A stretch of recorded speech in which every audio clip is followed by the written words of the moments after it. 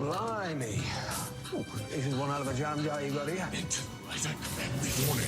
The House of Mystery contains demons, angels, elementals, magicians, wizards, apparitions, adult language, and discussions. If you're easily offended, do not enter the House of Mystery. All right, then. On with the show. All right, hello, welcome everyone to the House of Mystery, the John Constantine and Friends podcast. Hello, welcome. I'm Michael, your host. If you're new to this show, we cover all things John Constantine and related. You can find all of our shows past, present, and in the future on iTunes and Spotify, and pretty much wherever else you choose to listen to podcasts. But Spotify and iTunes, or Apple Podcasts, I should say, those two places are our preferred feeds. Hello, David. How are you? How's it going? Okay, so we have convened to discuss, or I should say we're going to continue. Let me do a better introduction. We plan to discuss and analyze Hellblazer number 5. Yes. So we have returned to the original Vertigo run, and we'll be discussing the issue titled When Johnny Comes Marching Home, originally published in May 1988. In this issue, writer Jamie Delano places John Constantine in the observer role, which makes for an interesting and unique narrative. Yes. I will say, David, that I actually did not remember this story at all. A lot of people that read Hellblazer don't remember this story. But the best thing by far, I always tell people, a lot of times we don't remember the things that we just don't want to remember. It's an uncomfortable read. And yes, this issue is a very uncomfortable read, but it's... I So think you're it's saying one my of- mind blocked it out. Yeah. Because like a lot of people, when I remind them about this, they're like, oh my God, yeah, this was a story that basically stuck with them, as a lot of people would say. And in a lot of ways, when you look back historically with comic book writing in general, 1988, what Jamie Delano did in this story was very controversial for comic books. Yeah. Oh, I'm sure. Because this was, you got to remember, in 1988, comic books were seen as like kid-friendly media. And stories were supposed to be, have a moral, but... Oh, there's a moral here. Yeah, but the moral would be done in a very I get what you're kid-friendly saying. way. Yeah. Jamie Delano, especially when Hellblazer started, was doing very experimental things with storytelling to kind of make comic books more mass audience friendly, not just for kids, but also for adults. Yeah. I like the word you use, experimental, because I do feel like maybe perhaps in today's environment, we have tried so hard with different ideas when it comes to narrative form.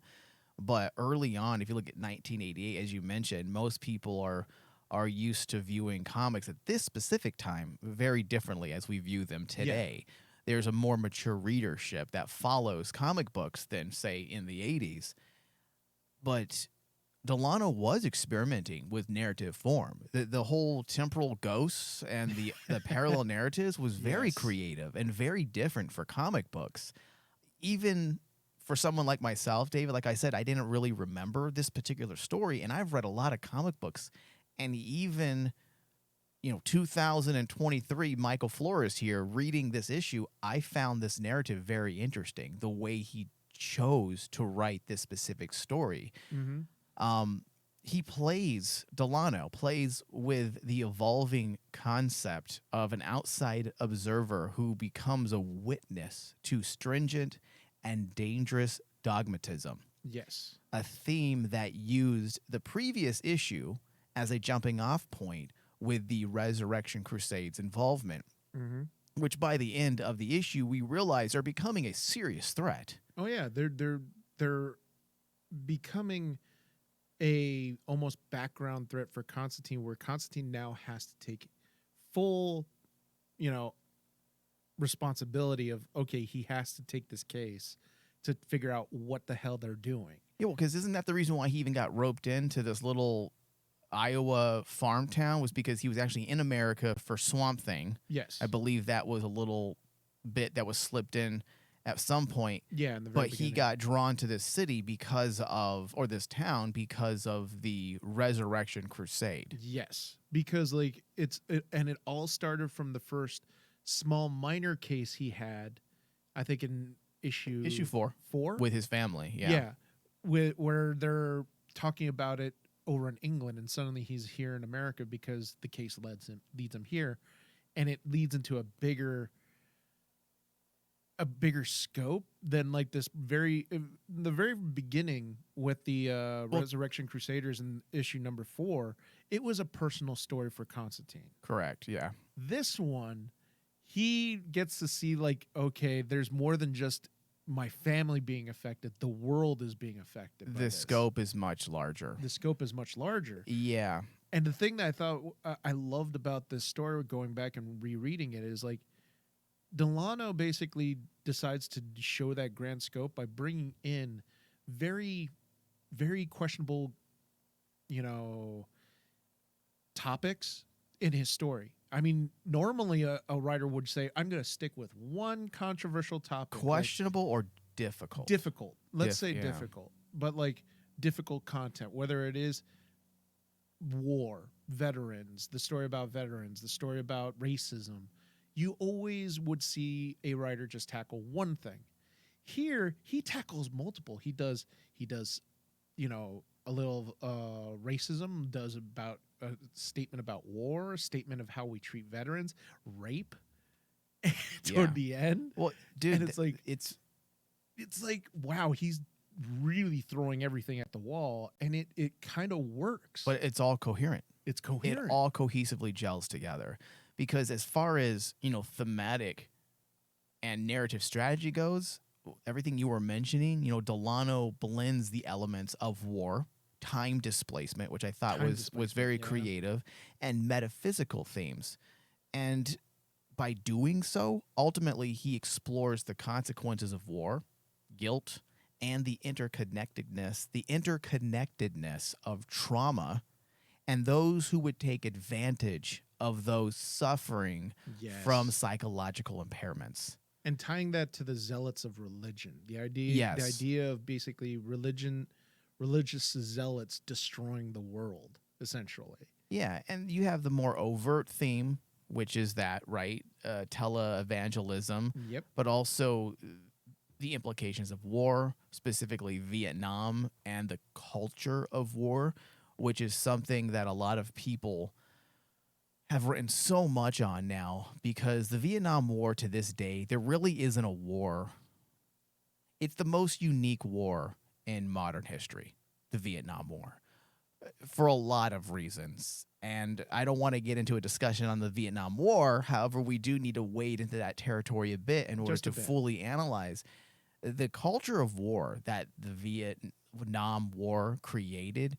Had a lot to do with the fact that we stayed there. When I say we, I mean the United States stayed there far too long. Yeah. When you are in one place far too long for years on end, you lose your connection to what life is really supposed to be like, humanity, in the safety of your home. When your life becomes fear and hiding in bushes and then popping out and killing people, not knowing whether or not they're your enemy, but they might have a gun, they might have a grenade, it continually weighs heavy on the human psyche. Oh, yeah. And what happens is you end up either A, falling and becoming crushed by that, or you find a way to embrace it. And by embracing it, you then prop up the culture of war. You are now a product of that war, and you act in a suitable manner. When I say suitable, I'm not talking about suitable in the sense of morality, but you act how your environment has created you. Yes. And that's the really interesting thing I really found going back and rereading this story that was made in 1988, right?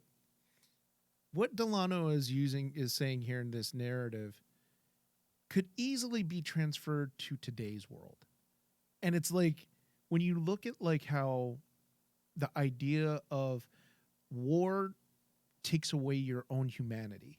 That's what ends up happening to these soldiers. That's what, in the beginning of this story, we kind of get the gist that basically a lot of those soldiers in Vietnam, because of like what you said, they stayed in the jungle for so long and they were in that war for far too long, and it destroyed some of their own humanity. When I talk about the culture of war, there's one movie in particular that a lot of vets say reluctantly that really captures the culture of war. Now, it doesn't capture all the nuances and the horrors of war, but it captures the culture of war. And it's Francis Coppola's picture. There's a lot. No, the biggest war movie of Platoon. all time. No, not Not Platoon. Platoon? Platoon's the one that people was by- say is too glamorized. Yeah. It glamorizes war. Oh my God, hold on. Hold on. We got It's one of the most famous movies. David, we talk about this movie. I know. I just had a brain fart as well. Hold on. What Because is the movie? we got to look this up. No. Apocalypse Now. Apocalypse Now. That's it. Jesus. Apocalypse Now is a perfect example, or it embodies my definition when I say the culture of war. When Yeah. you have been in the jungle for so long and your entire goal, your aims, your telos is to put an end to fellow human beings, how do you hold on to your humanity? You Mhm. don't. You don't. can't. You can't. And that's that is one of the things that, as funny as it sounds, even by today's standards, no one wants to really talk about. They want to, just like you say, they want to glamorize the culture of war. Especially Vietnam, because we, in retrospect, I don't think there's a single person that would raise their hand and say, yeah, we should have been there. That was a great war. Yeah. Almost everybody, even proponents of the war at that time, will now say retrospectively, we had no business We had being no there. business there being there that long. So then how do you, as a soldier and the family of those soldiers who were killed, how do you reconcile? How do you justify? how do you justify? How do you get back from that? How do you go back to society Yeah. in general? And it's like, Well, and how do you justify your actions? how do you justify your actions? When you're a soldier thinking you're fighting a righteous war and you realize the whole thing's a fucking sham. No, exactly. And then that's what I thought was really cool about seeing the parallel of it. The parallel in this story that Delano used was showing the times that the soldier was having quote unquote flashbacks and he was reliving his past. But then you parallel that with what he's doing at that moment for reality and how horrible it is. Mm-hmm. Because you're seeing it through Constantine's eyes. And An Constantine, observer. Yeah, as an observer, is horrified what the guy is doing. Yeah. Well, it's such a powerful message because it shows you that the average person really doesn't know, at least at that time. Now we're more tapped in. We know what's happening. War will probably never be as... Oh, that's quite the statement. War will always be bloody, but Yeah, there are a lot of things that people got away with in war in war. because nobody was watching. Now everyone's watching Now because everyone's of watching. technology, and that's why having an observer role in this particular issue, and that being Constantine, and by default being the reader, it was a great way to show these effects of war to a so-called outsider. Yeah. Now, there are a lot of very intriguing strategies utilized in the writing of this issue. The idea of non-involvement, or in John Constantine's case, being placed as an observer who was unable to intervene. And that's a powerful metaphor for wartime existentialism. Yes. I'm speaking about the role that most of us play during war. We are observers, witnesses. We do not have the power nor agency to intervene. In most cases, we are left on the sidelines disgusted, mortified, angry, and that is all we can do, feel. Yes. We are left powerless. That is why the role Constantine assumed in this issue was so powerful because it's our role.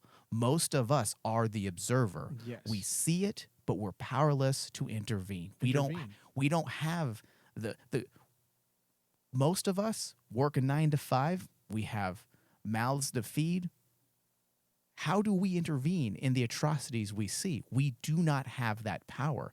And that's why this issue, to me, is so strong in its messaging, because it places us, that metaphor places us, and it highlights what it means to be someone watching something that we have no ability to prevent, really. And the horrors of it, because like one of my favorite, probably one of the most climactic moments in this comic that just epitomizes what you just are saying is on page 18 of the entire story, where you have that final confrontation between Nancy and Frank. And Frank is in the middle of his strange, PTSD moment, or whether you want to say it's a curse moment done by the religious crusaders, but he's having that moment when Nancy's about to shoot him, and he's having that memory of basically the shooting the one woman that he apparently raped back in Vietnam. And then it ends with Constantine just having to sit in the cornfield and just listen to the gunshots and has no power to act. No power to act. And like he's like saying, oh God, that could have been me. And he's like stuck in the cornfield while that happens. He couldn't save either of them. No, David, that whole scene that you mentioned is a little ambiguous as to being powerless or choosing to be powerless. And I think that's the point. I think Delano is playing with those notions purposely, and the idea of it being ambiguous. Does John Constantine have the power to intervene, or is he choosing not to intervene? Now, myself as a reader, understanding Constantine as a character, would say that he is powerless, that there's something preventing him. In fact, I believe in the comic book there are allusions, there are certain key words that allude to the fact that he is, in fact, unable to intervene. What do you call it? American magic? Something stopping him? Now, it was a little vague because I think Delano was purposely trying to play with this idea of choosing to be powerless or truly and, in fact, being powerless, which is very common. Those two notions, the duality of the two, is a common point of discussion when it comes to war. Yes. I mean, it was something that was voiced amongst many of the anti-Vietnam activists during the war. Yeah, it was one of the biggest things that they would always talk about.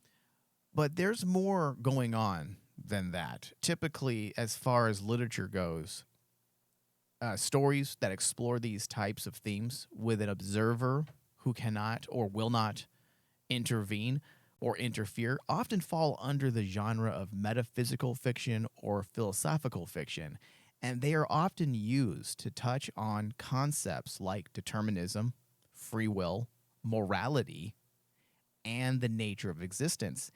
And if I were to spend the next, let's say, 2 weeks working on a formal essay on issue 5, I would probably find all 5, determinism, free will, morality, and the nature of existence. I would probably be able to find all of it within Delano's narrative. Oh, easily. And that's what makes this really different. When you think about like in 1988, comic books back then, the way that stories were written in comics, you would never see something like this ever tackled, because that is something very heavy for a reader to take. There were some. I wouldn't say never. But They're very rare. It was very rare back in 1988.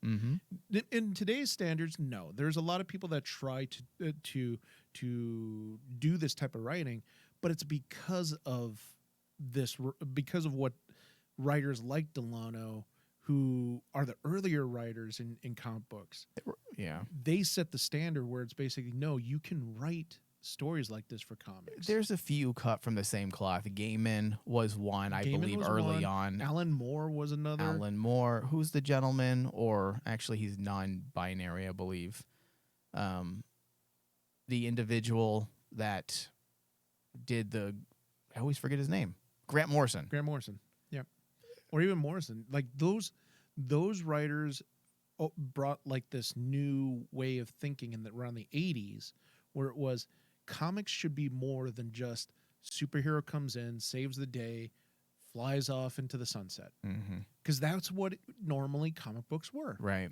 Comic books were basically the cape would just come in, beat up the villain, do his moral speech, and then leave.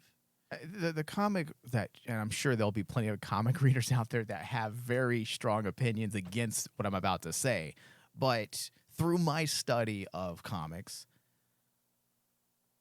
the particular story and author that mainstreamed more serious stories, was Frank Miller with The Dark Knight. No, absolutely. I mean, like, whether he mainstreamed it. He wasn't the only one doing it, but he's the one that managed to connect this style with the mainstream successfully.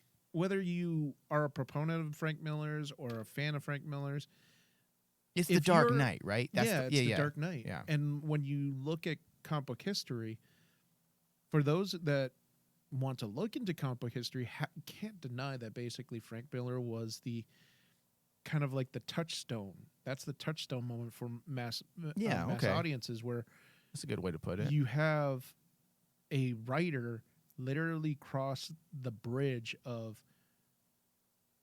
mainstream comics and I want to say like artistic writing.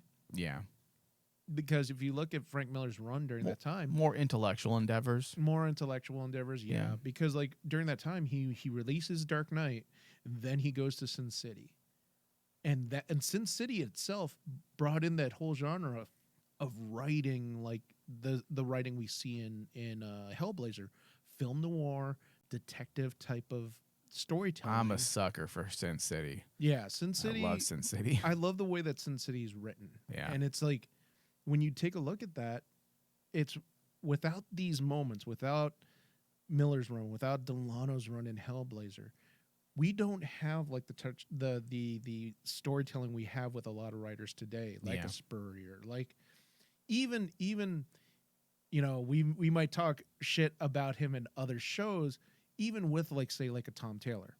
Taylor has his moments. Yeah, absolutely. He can do it, but without the predecessors, without these moments, we'll never have those writers. Yeah. And that's what I really liked about it. Was interesting that we opened up the show and you said, I don't remember this story. Many people don't. Believe me, you're not the only one, but there's so much to say about why people don't remember. Is it because of the writing style of Delano's, where he was like going, I'm going to chuck everything I can at this because I want to tell this story and get my point across, but I'm going to do multiple things and things that people have never seen before. And it's going to make them uncomfortable. Yeah. And essentially, when I look back at like Hellblazer, this is one of the stories I look back and I say, this is a great comic to look back at and see how a comic book can psychologically affect a person. Because you're not the only one to ever say that reading this book was uncomfortable, because I have run into so many friends that we talk about and they're like going, even to this day, this story is probably the most uncomfortable. I think a lot of people at this time were probably a little burnt out on the Vietnam. Now, yes, I believe the war had already been, 13 years? Since the war had ended at this point. 1988 is when this issue premiered. The fall of Saigon was 1975? I think. So about 1975 sounds about right. So when you think about it, this feels a little bit about, because we know Delano is, he loves social commentary. And it seems like he's pushing back on what a lot of people were trying to do with the war in the aftermath, which was to idealize it. Yeah. Because the fall of Saigon is an image that is forever burnt into the American psyche, because it was the first well, it isn't the first, but it is recognized as the first war that America truly lost. Well, that's the thing I really liked about that. You hit it on the head because, like, if you look at the last panel, last statement of Delano's, where normally with this type of storytelling, the last few pages are where you're trying to get your point across. And it ends with Constantine walking across a video store, and in the windows it says films that show how it really was, and you see Platoon, Hamburger Hill, Full Metal Jacket, And which one's not there? exactly, Because that's Francis Coppola's picture is an anti-war film. is an anti-war film. And Whereas then- Platoon and Hamburger Hill are pro-American, pro-war pictures. and it's Full Metal Jacket Full Metal Jacket was is as well. was pro Marines. Yeah. And Which, then- listen, I'm not taking sides here. I'm not saying one is wrong, one view. But my point is, from a view of social commentary, Delano was pushing back on what the Americans were doing during the Reagan administration. There you go. Which Yes. was idealizing and romanticizing the war. Yes, Because it was a state of, prior to Reagan, America was a bit in an existential funk because of the failure of that war and how many people had died and how, certain things were revealed that we shouldn't have been there. It was a shouldn't bit have of a been scam. So you had a lot of studios pumping out, I don't want to call it propaganda because it isn't. I'm sure other countries that don't like us would call it that. I don't believe it's propaganda, but it is capturing an American fiction. It isn't reality. It's an American fiction. It's the myth of war. That's the what myth of Platoon war. does. yeah. So when you have someone like Jamie Delano, who was probably in the midst of all of this let's just call it propaganda for the sake of argument for this discussion, he's being surrounded by American propaganda where they're trying to rewrite history in a lot of ways, that this is a war. Let's rally behind the American flag. Well, listen, Vietnam was a catastrophe. It was a fiasco. Yeah. No matter how you look at it. And that's in a lot of ways what that last panel was about. It was like, if you didn't understand what I was trying to say, I'm pushing back on this Platoon nonsense. Yes. And then the best thing by far, Delano could have left it right there, but instead he does it in his own special way to make sure that it still stays a Hellblazer John Constantine comic by having that satirical moment when Constantine's walking away, sees the guy in the chair, and then it made me chuckle again when I look at it now, is when he says, I flash him the peace sign, then feel stupid because he's got no way to return it. I turn my back and I walk away. And that's John Constantine. Yeah, because that's also like Ryan Seacrest trying to give a high five to a blind man. exactly. And it's like it's Delano's way of showing how fucked up the world is. When even with all these atrocities, Constantine himself is still a flawed individual, but he's still trying to be quote unquote nice. Right. And even if he is a flawed individual, he still makes that attempt to be nice. And it's like, I'm like going, it's one of those, that is the way you perfectly end a story so that you don't feel like your story is ending on a soapbox, right? Mm-hmm. Because it comes back to the story. It comes back to the character that is your lead, essentially. And it just helps galvanize this feeling that John Constantine is this normal, as normal as you can get average Joe. He is not a cape. He's just this guy that's basically trying to find out this case, try to solve the mystery. That's it. And that's why I really liked how Delano, when you really take a look at his narrative beats, he really plays with the audience really well to leave the audience in the end not too put off by the story, because he still, is able to make it feel like this is a Hellblazer comic. This is what's sorely missing in today's Exactly. environment, whether it be movies, television, comic books. If this were to be handled by a hack, this type of content, in today's environment, it would be considered woke. It would, in a lot of ways. Yeah. I hate the whole woke nonsense terminology. The word that's used is thrown around way too much. Anytime someone doesn't like something that's being said ideologically, oh, that's woke. That's woke nonsense. No, you just don't understand what's being said. Yeah. Now, I will say there's a lot of hacks handling things that probably shouldn't, and that's why it comes off as so-called woke. But this is what's sorely missing. Real intellectualized social commentary on things that matter in this world. Yeah. And That's what's missing here. and think about it, Mike. This was written back in 1988. Now, the narrative style also, David, and we have already touched on this a bit. It also was a way to explore the post-war trauma among vets. Yeah. This idea that just because the war is over doesn't mean the effects of war are at an end.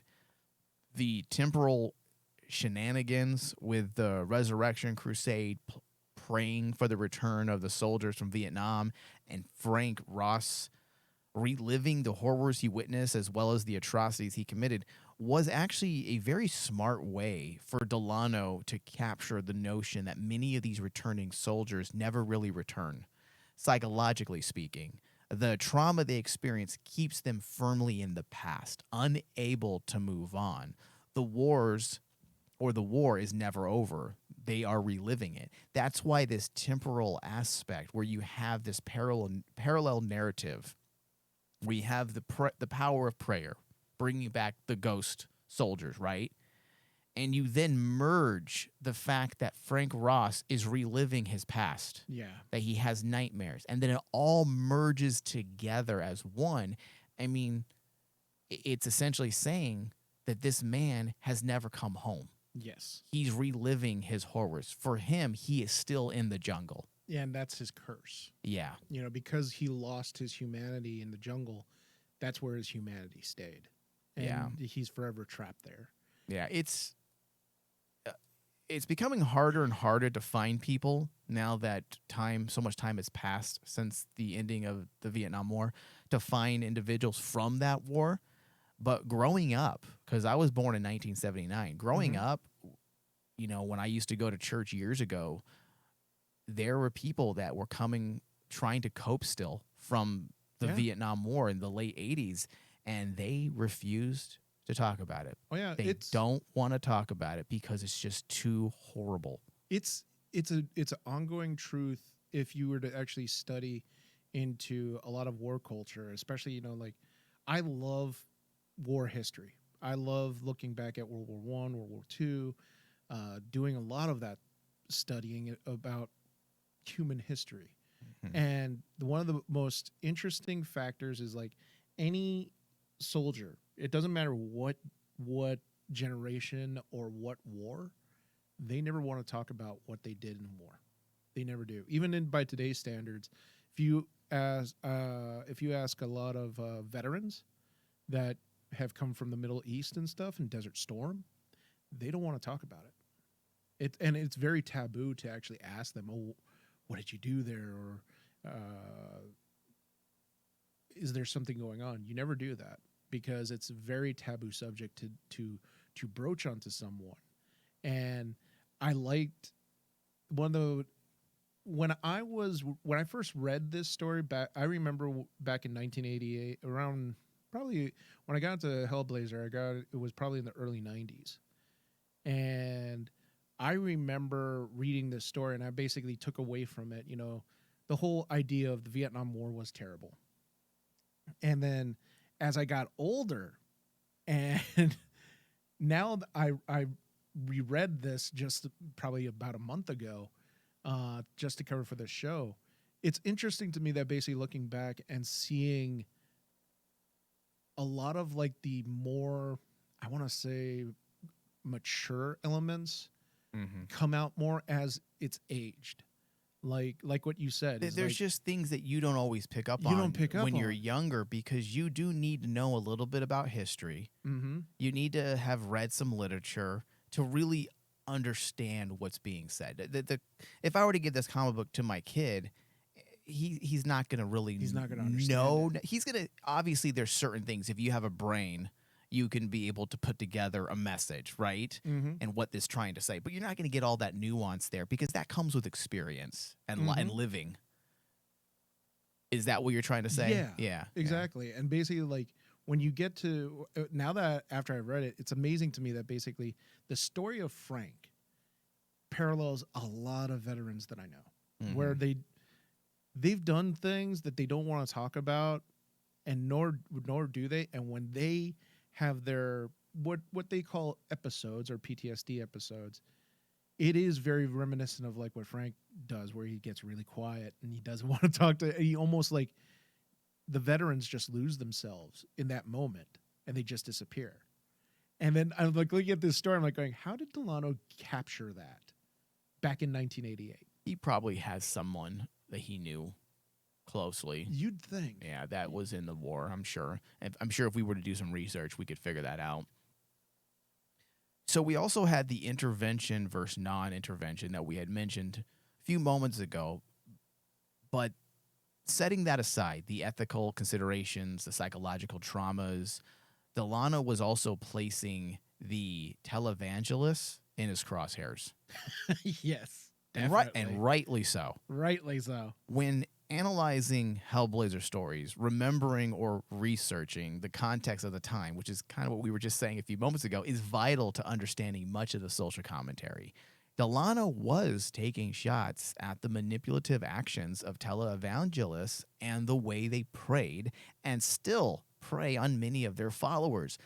The 1980s marked specifically a significant period for television evangelism with the emergence of high-profile televangelists like Jim Bakker and Jimmy Swaggart. Their ministries gained immense popularity and amassed considerable financial resources. And almost all of these people faced controversies. In 1988, prominent televangelist Jimmy Swaggart was involved in a highly publicized scandal when it was revealed that he had been consorting with a prostitute. Yep. Jim Bakker, in the late 80s, along with his wife Tammy Bakker, faced a high-profile scandal related to financial mismanagement and allegations of sexual misconduct.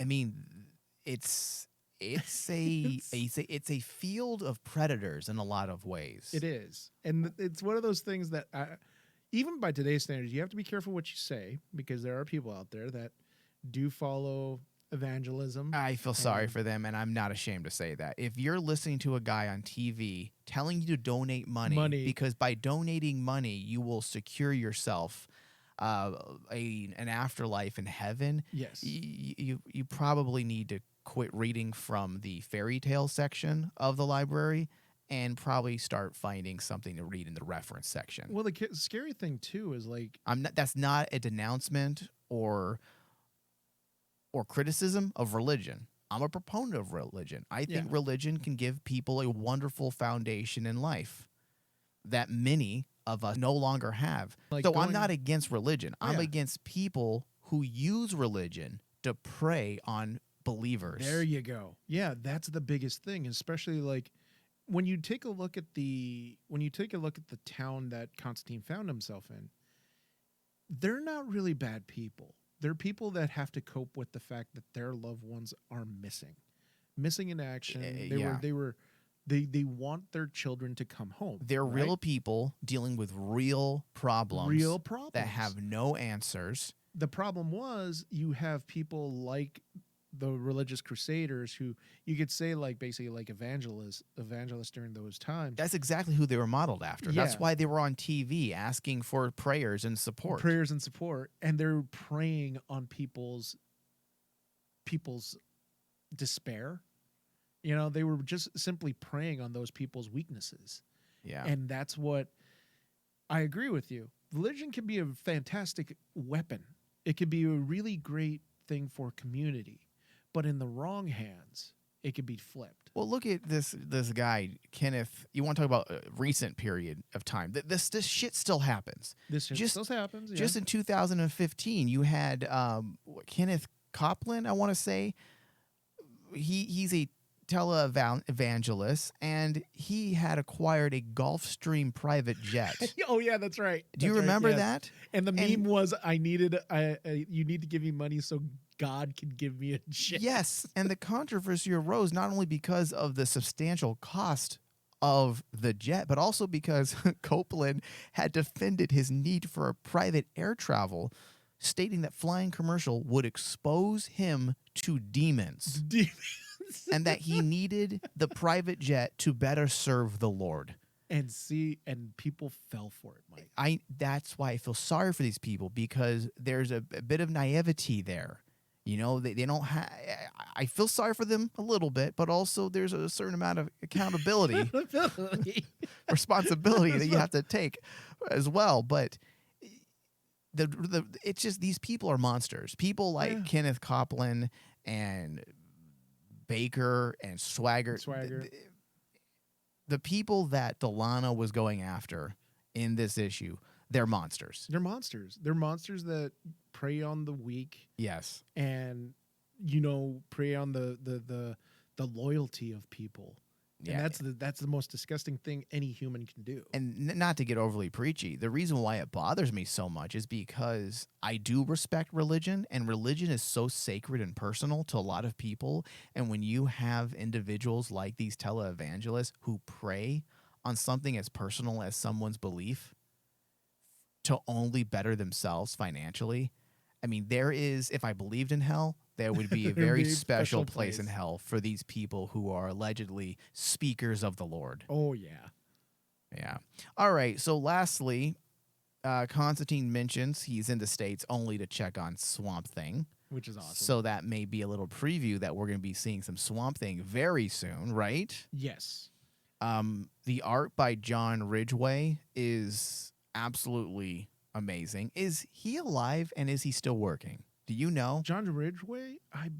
You know what? I'm not sure. I'm not sure if Ridgway actually is still around and still doing work. I love his work, Dave. Oh, his work is very influential when it comes to late 80s comic book art, because a lot of people basically, he was doing a lot of the issues that many comic book artists and writers today were influenced by.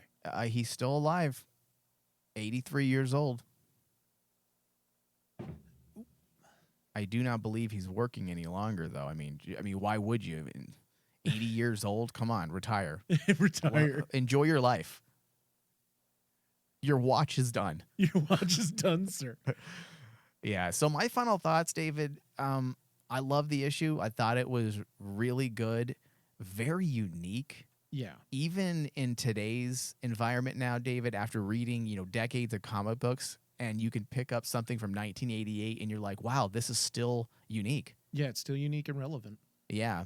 So my score for this is 96%. I'm around the same area as you. I would give this a 95% on my score, just because there is that caveat where I tell people, if you are going to read this, keep in mind that it's going to be a really deep read, and it's going to be tackling so many ideas and concepts. It might be a lot. It's a lot to tackle. I mean, that does kind of muddy the water when it comes to comic book, like a comic book narrative. If you try to tackle so many concepts in one issue, you got to make sure that it flows properly. Luckily, it's so concise. Delano made it work, because like what you alluded to earlier, his use of basically time skipping, the way he uses like that time parallel was genius, because he didn't do it as a flashback. He made it seem like it was a magical curse. And as funny as it sounds, this type of writing reminds me of like writing. Me and you have talked about it off air about like how this type of writing kind of reminds me of X-Files. When you see X-Files, it does have that really strange. It doesn't have the classic ending. It's a little open-ended. Open-ended. Yeah. And it's like, you could still treat it as a solo story, though, which is even stranger. So I don't think everything needs resolution Yeah. because the reality of life, there very seldom is resolution. Yes. So when you have stories that are reflecting even something like Hellblazer that is supernatural, I guess you can say, it still is grounded in a relative reality that we're familiar with. And because of that, you can have these open-ended stories because it fits better with our existence. Very few moments in our lives have definitive closure. We slowly just move, we merge, we morph into the next phase of our life.